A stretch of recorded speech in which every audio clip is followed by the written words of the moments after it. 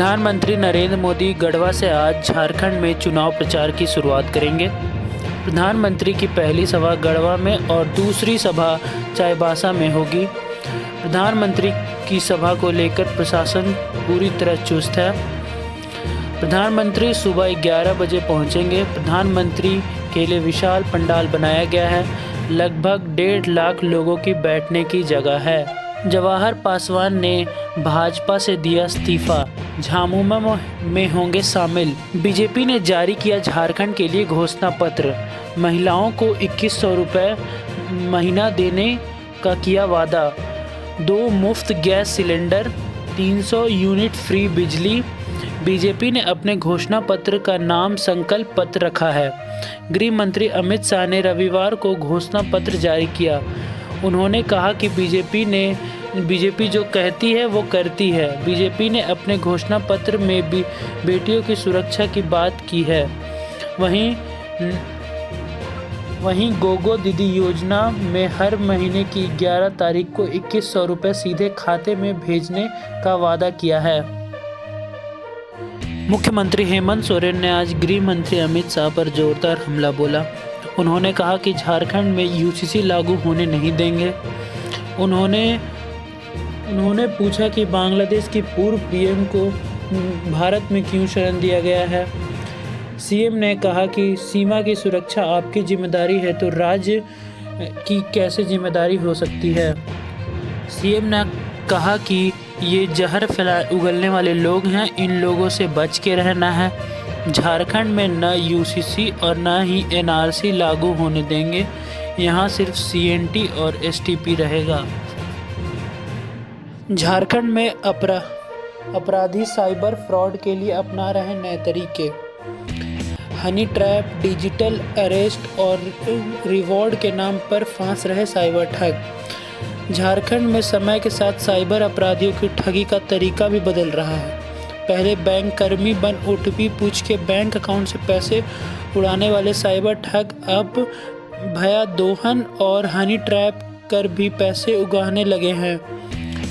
दूसरे ओर पुलिस विभाग की तकनीकी शाखा भी इनको ठगी के आम लोगों को बचाने की इजाद कर रही है।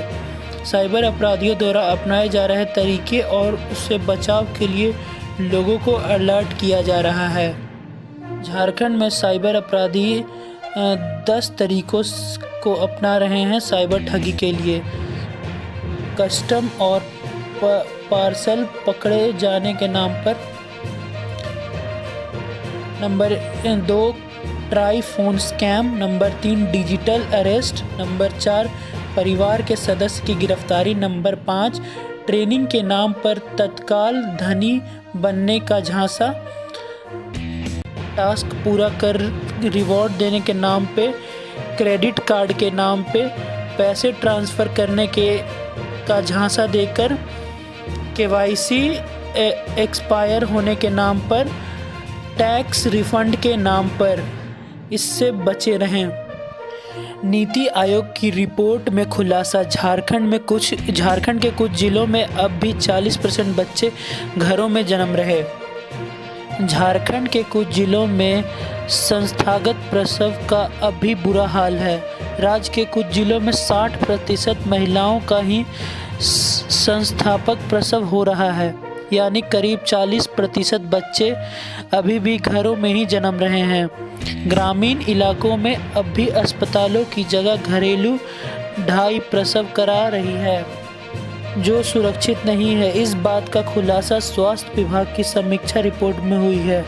विभाग ने हाल ही में हेल्थ मैनेजमेंट इन्फोर्समेंट सिस्टम में दर्ज की जा रही स्वास्थ्य सुविधाओं का विश्लेषण के बाद यह खुलासा किया है। इससे झारखंड में मातृत्व स्वास्थ्य, शिशु स्वास्थ्य, टीकाकरण, परिवार नियोजन और छोटे बड़े अस्पतालों के ओपीडी और आईपीडी के आंकड़े को खंगाला गया। इसमें ऑपरेशन से कराए जाने वाले सी सेक्शन से होने वाले नवजात के आंकड़े शामिल हैं।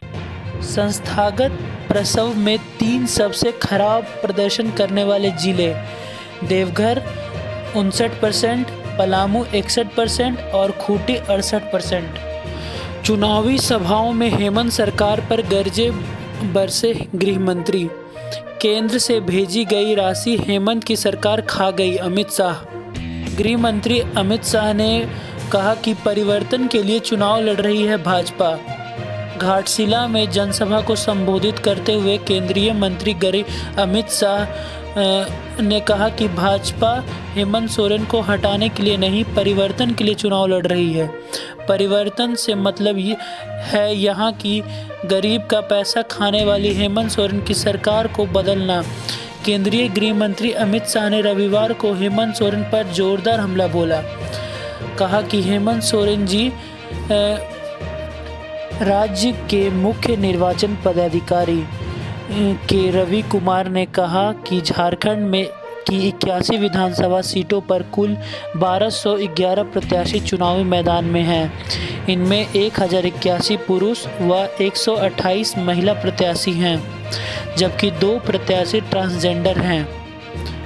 उन्होंने कहा कि 13 नवंबर को होने वाले पहले चरण के मतदान की तैयारी अंतिम दौर में है। इस चरण के लिए कुल 43 सीट पर 683 प्रत्याशी चुनावी मैदान में हैं। वहीं दूसरी चरण की मतदान की तिथि 20 नवंबर को है। इस चरण में 38 जिले पर 528 प्रत्याशी चुनावी मैदान में हैं। मुख्यमंत्री हेमंत सोरेन ने रांची में किया रोड शो। झारखंड को संभालने के लिए मांगा जनादेश।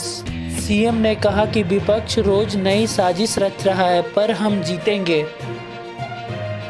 रांची विधानसभा सीट पर 13 नवंबर को होने वाले चुनाव के लिए सीएम हेमंत सोरेन ने अपनी पार्टी और इंडिया गठबंधन की उम्मीदवार महुआ माझी के पक्ष में रोड शो निकाला। नेपाल हाउस मैदान से शुरू होकर यह रोड शो चुटिया होते हुए करीब रात 8 बजे करबला चौक पहुंचा। ग्रामीणों ने फाटक खुलवाने को लेकर इटकी में रोकी चुनाव special train. Itki railway station के पास संपार फाटक खुलवाने की मांग को लेकर चरणबद्ध आंदोलन के तहत दूसरे दिन रविवार को सैकड़ों ग्रामीणों ने रेलवे ट्रैक पर बैठकर विरोध जताया। इस दौरान सुरक्षा बलों को लेकर रांची आ रही चुनाव स्पेशल ट्रेन को करीब 4 घंटे तक रोका रखा। ग्रामीण बीच ट्रैक पर मांगों के संबंधित तख्ती लेकर बैठे गए।